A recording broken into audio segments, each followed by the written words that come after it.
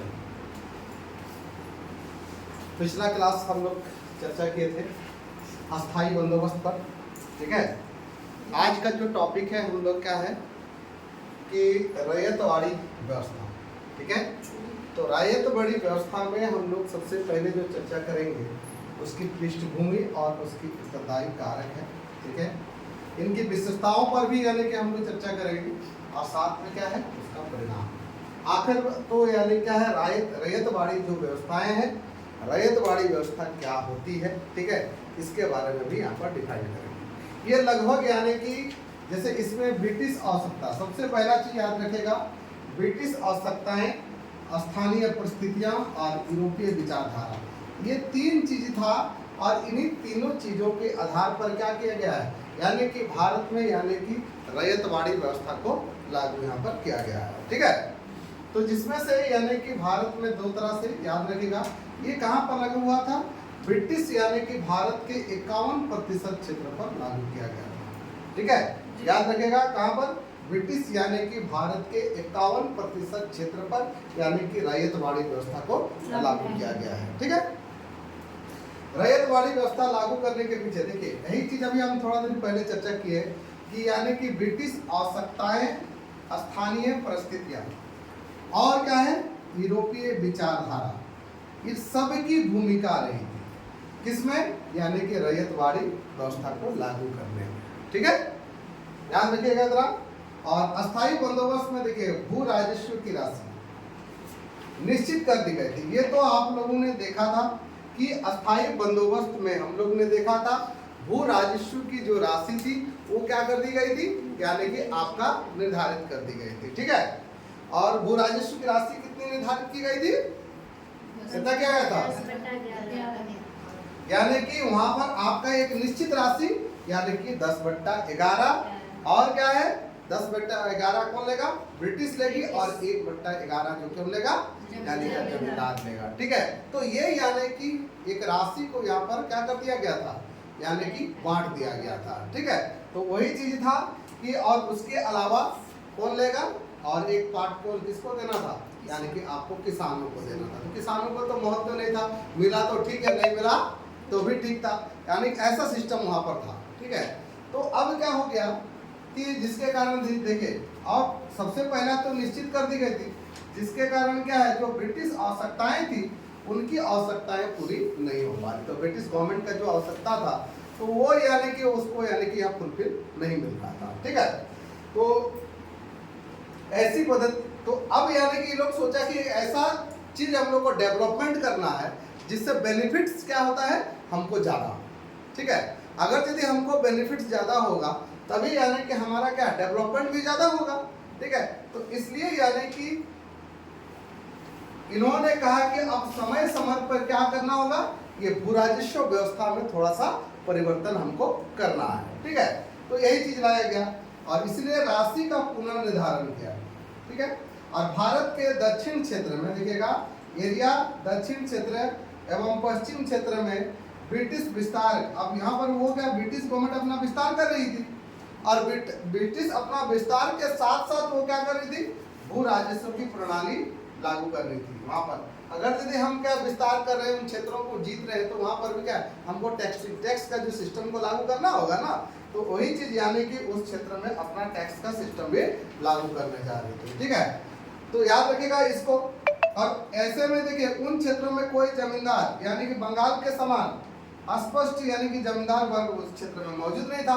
तो किस क्षेत्र में, यानी कि पश्चिम क्षेत्र और क्या दक्षिण क्षेत्र में, जिस तरह यानी कि बंगाल में बड़े बड़े क्या जमींदार थे, उस तरह से यहाँ पर जमींदार यहाँ पर मौजूद नहीं थे। ठीक है, और भौगोलिक दशाएं भी क्या है, भूमि उत्पादकता एवं संरचना को भिन्न भिन्न करती थी, मतलब अलग अलग कर दी। ठीक है, अतः किसानों से ही यानी कि लगान संबंधित समझौता किया गया। तो जमीन भी सही होना चाहिए ना, तो जमीन भी उस तरह से नहीं था, दोनों का अलग अलग था। तब अलग अलग होगा तो क्या होगा, तो ऑटोमेटिक क्या है उसके अनुसार यानी क्या करना पड़ेगा, जमीन पर यानी क्या है टैक्स लगाना पड़ेगा यहाँ पर। ठीक है, तो ये चीज को यहाँ पर किया गया। ठीक है,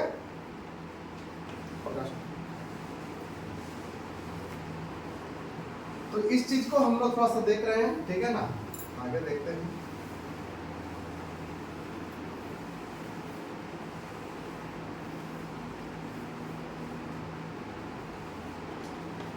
इतना तक तो क्लियर हो गया सभी को समझ में भी आ गया होगा, ठीक है। चलिए नेक्स्ट लिखिएगा।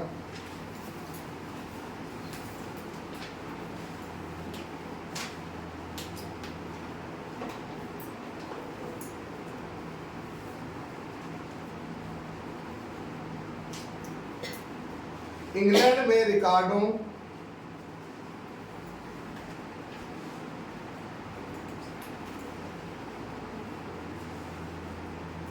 की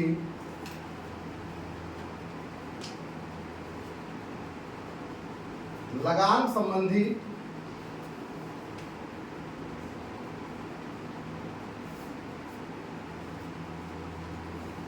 संबंधी विचारधारा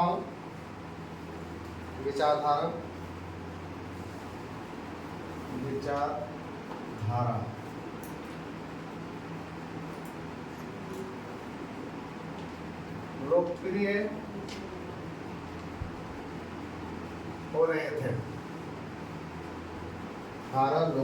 हो रहे थे,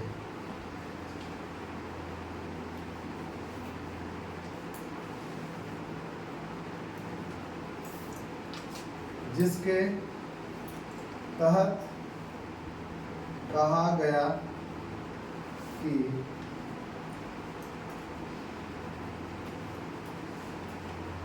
किसानों द्वारा जो उत्पादन होता है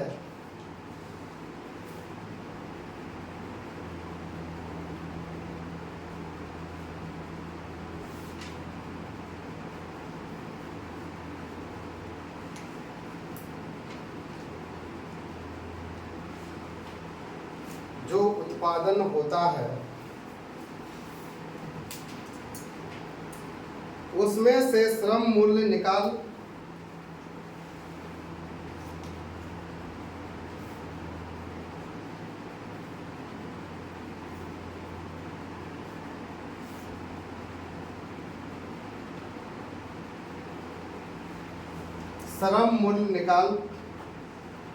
लिया जाए तो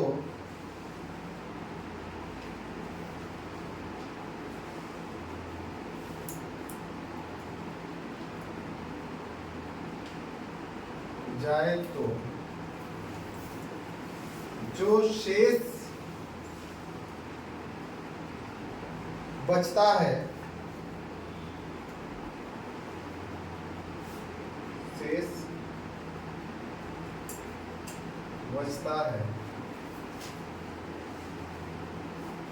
उसे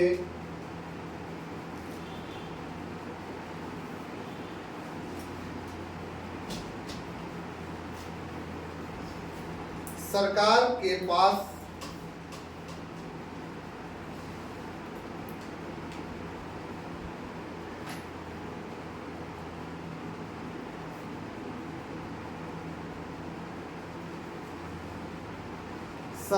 के पास जाना चाहिए।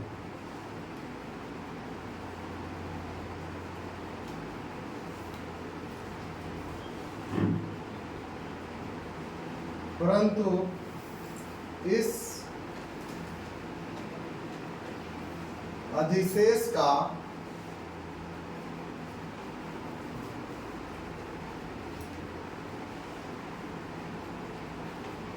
एक बड़ा अंश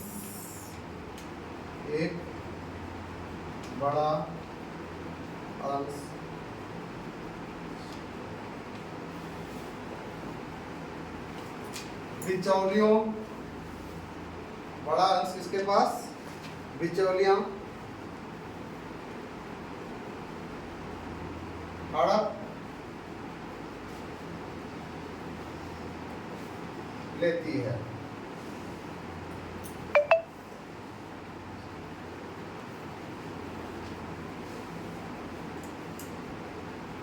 अतः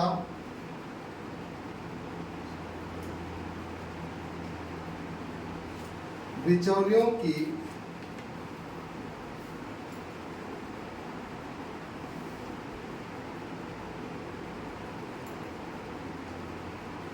समाप्ति होनी चाहिए तथा उत्पादक एवं सरकार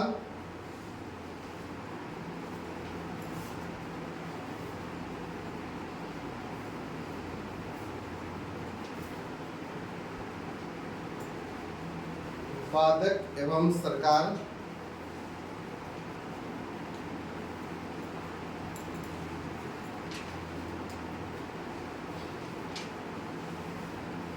के बीच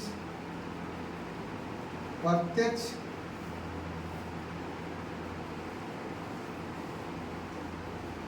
संबंध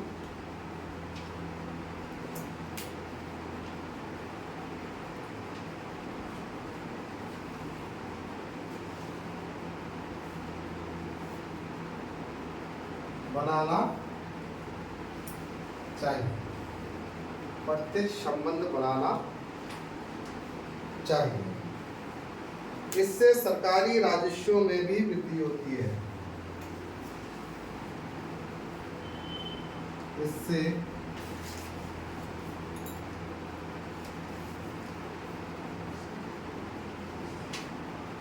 राजस्व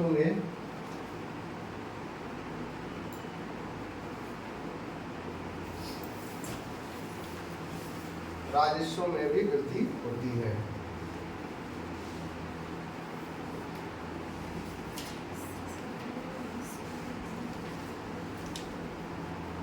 और सरकार की छवि भी बनी रहती है।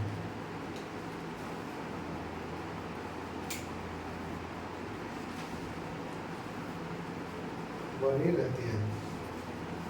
ठीक है,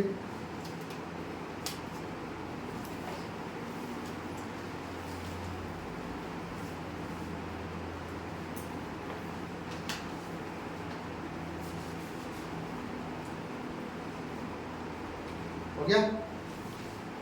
तो यहां पर क्या देख रहे थे कि अब क्या है, सबसे पहला चीज किन क्षेत्रों में, इंग्लैंड में देखिएगा रिकॉर्ड की लगान संबंधी विचारधारा यहाँ पर लोकप्रिय हो रही है।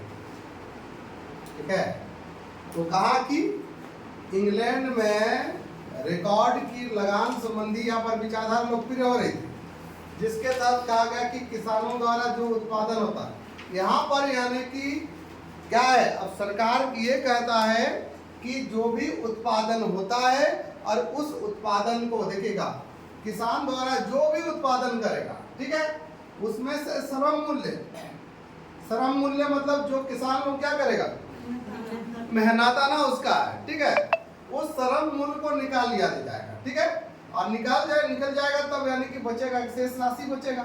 ठीक है, और जो राशि यानी कि शेष बचेगा वो किसके पास जाना चाहिए, सीधा सीधी याद रही है, सरकार के पास जाना चाहिए। ठीक है, परंतु क्या है, इस अधिशेष का एक बड़ा अंश देखिए, अब अगर यदि हम लोग अस्थायी बंदोबस्त में क्या रखे थे कि उसमें क्या है, एक बड़ा राशि किसके पास जाती थी, यानी कि आपका जमींदारों के पास। ठीक है, तो यहाँ पर वो कहता है कि अधिशेष का एक बड़ा अंश का बिचौलियों हड़प लेता है।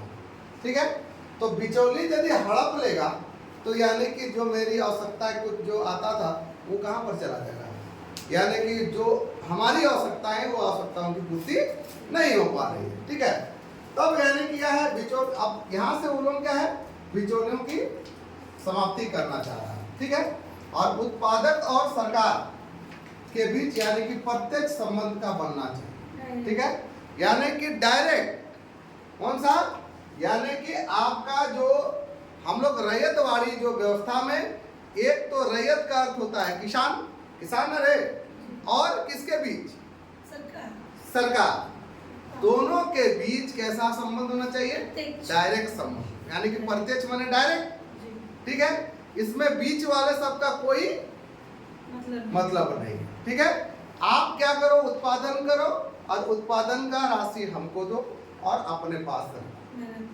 है ना, अपना मेहनताना आप रखिएगा और बाकी जो राशि किसके पास, मेरे पास आना चाहिए। ठीक है, तो यानी कि इससे सरकार का राजस्व में क्या होगी, वृद्धि होती है, और वृद्धि और साथ में सरकार और किसके बीच, किसानों, दोनों के बीच क्या होता है, संबंध भी अच्छा रहता है। ठीक है, यही था यानी कि आपका कौन सा रैयतवाड़ी व्यवस्था में। ठीक है, रैयतवाड़ी में क्या था, यानी कि डायरेक्ट किसान किसके साथ, यानी कि सरकार के साथ उसका संबंध स्थापित करता है। ठीक है, क्लियर? ठीक है, तो ये चीजों को आप लोग यहाँ पर समझ में आ गया। ठीक है, तो आगे यानी कि हम लोग अगला जो टॉपिक हम लोग अभी देखेंगे वो क्या है, आपका इसकी विशेषताओं पर चर्चा करेंगे। ठीक है, नेक्स्ट क्लास में हम लोग रैयतवाड़ी व्यवस्था की क्या विशेषताएं हैं, उन विशेषताओं पर यहाँ पर हम लोग चर्चा करने वाले हैं। ठीक है ना।